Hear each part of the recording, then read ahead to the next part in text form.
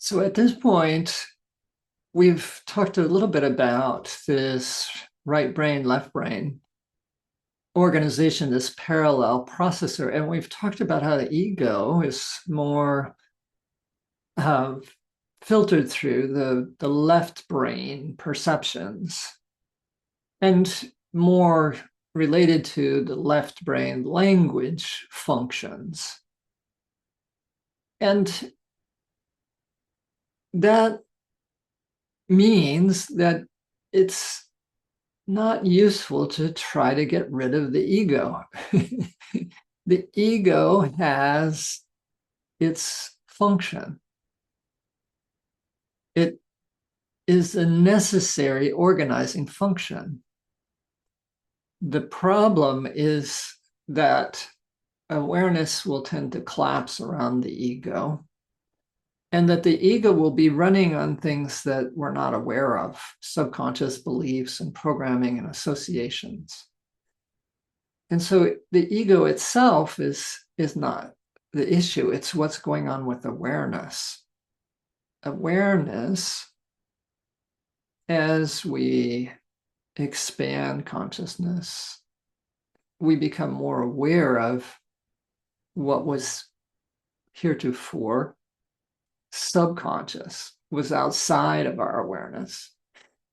And so that allows us then to be actually restructuring many of the patterns that make up the ego.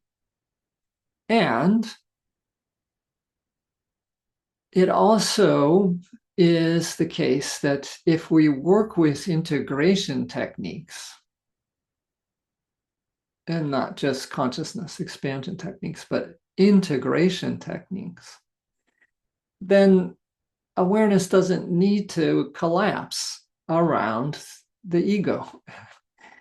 It doesn't need to get stuck on the ego. And then we begin to realize that we're just putting